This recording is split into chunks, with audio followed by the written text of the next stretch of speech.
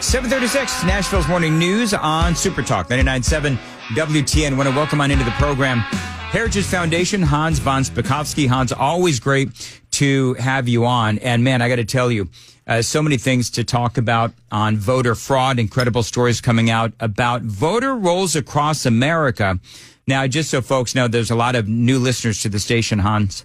And you wrote the book, just so folks remember, you wrote the book or books on voter fraud, including Who's Counting in 2012, Our Broken Elections, How the Left Changed the Way You Vote in 2021. And again, you're also with the Heritage Foundation. So there's a lot of disturbing stories, Hans, as of late. It's getting hard to know fact from fiction. So let me throw some headlines at you, and you can tell me what you know.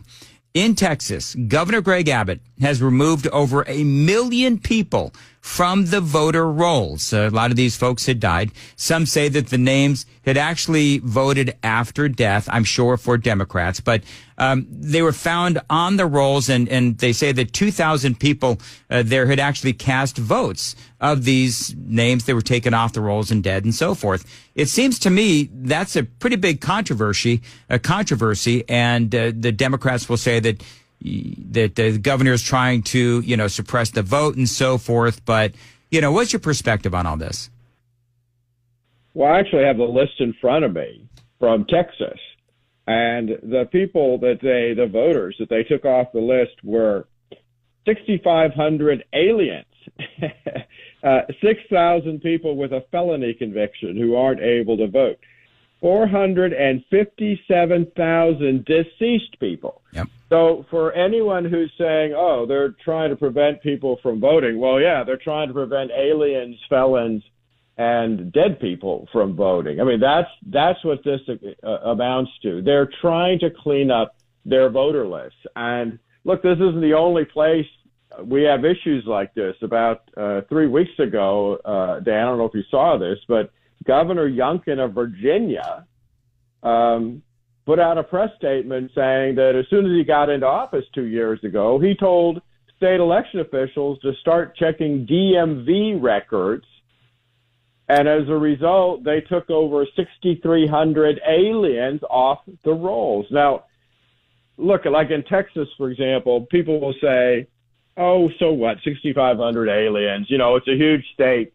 Listen, in the last 3 years, they've had at least 5 elections there that I've been able to find that were decided by a tied vote. Yep. So any one of those aliens voting in that election could have caused a fraudulent outcome. Now, also, just staying in Texas, Attorney General Ken Paxton there is accusing Democrats of actually working with organizations to register illegals as voters. Now, of course, you're going to have some people saying, oh, no, that's not happening. I have a suspicion that it is. Well, look, I've seen lots of incidents and stories about that. The Heritage Foundation, we set up about a year or so ago a new project called the Oversight Project. And they actually sent, after they'd heard stories about this, they actually sent some undercover folks down to a camp in Mexico. This is a camp for aliens who are preparing to illegally cross the border. The folks that run this camp do everything they can to help them get across the border. And there were signs there posted everywhere in Spanish, and you can see this in the video, telling people that as soon as they get across the border illegally, they should register to vote and be sure to vote for Joe Biden. Wow. Well, so it doesn't sound like voter suppression to me. It doesn't. By the way, I should just tell you very quickly, last year I actually testified in front of the U.S. Senate on, voter issues. There was a guy next to me complaining about what Texas was doing, everything from their voter ID law. And when Ted Cruz said, well, what's your biggest complaint about what Texas officials are doing? You know what his biggest complaint was? Them checking with DMV to find non-citizens on the voter rolls. How confident, then I'm going to move on to what's going on in Michigan and Wisconsin related to RFK Jr., but how confident are you in this upcoming election happening in November that we're not going to see rampant voter fraud? I'm pretty confident that's not going to happen. I think we may see isolated incidents of it, but the one thing I would tell you that everybody should realize is that most of the states are actually in better shape, much better shape today than we were in 2020, because what 2020 did, particularly in places like Georgia and Texas, even Tennessee, was it finally made state legislators realize, we got vulnerabilities in the system. We need to fix them. And that's why, for example, Texas and Georgia took their voter ID laws, which only applied to in-person voting, and extended them to absentee balloting, which the left, as you know, is pushing everybody to do. Yeah. And I remember that they called this the return to Jim Crow and all of that other stuff as well. So we covered that quite a bit, you and I, Hans.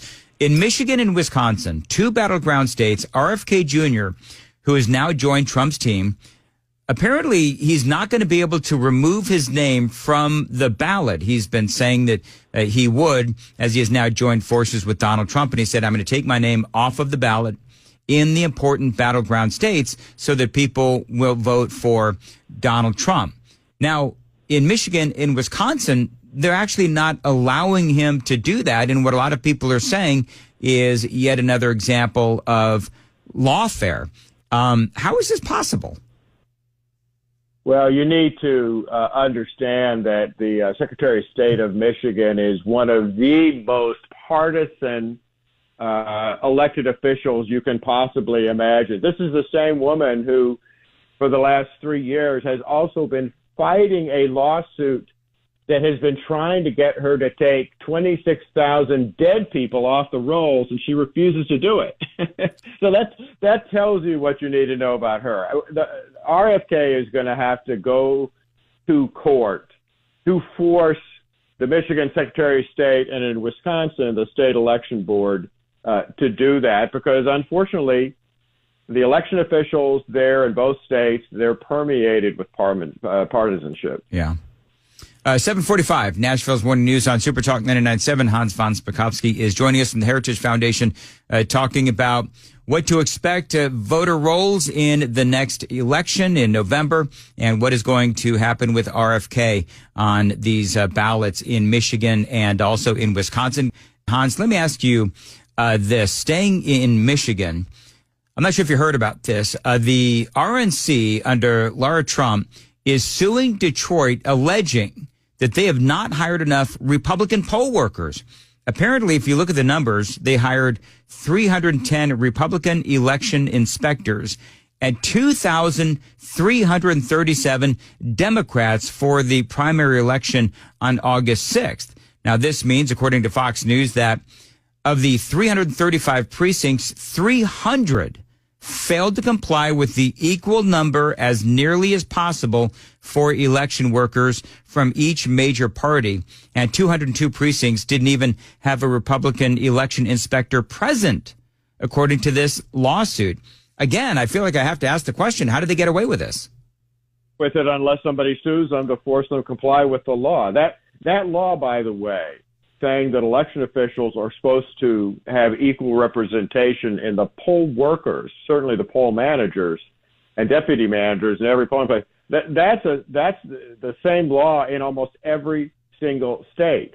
But unfortunately, in places that are controlled by Democrats, like Detroit, often they will try to ignore that, or what often happens in places like New York is they'll hire Democrats who claim to be Republicans but aren't really. And that's really, really important. For anybody who doubts that, take a look at a case just 3 years ago in which two poll managers in Philadelphia pleaded guilty to stuffing fraudulent ballots into ballot boxes after the polls were closed for Democratic candidates.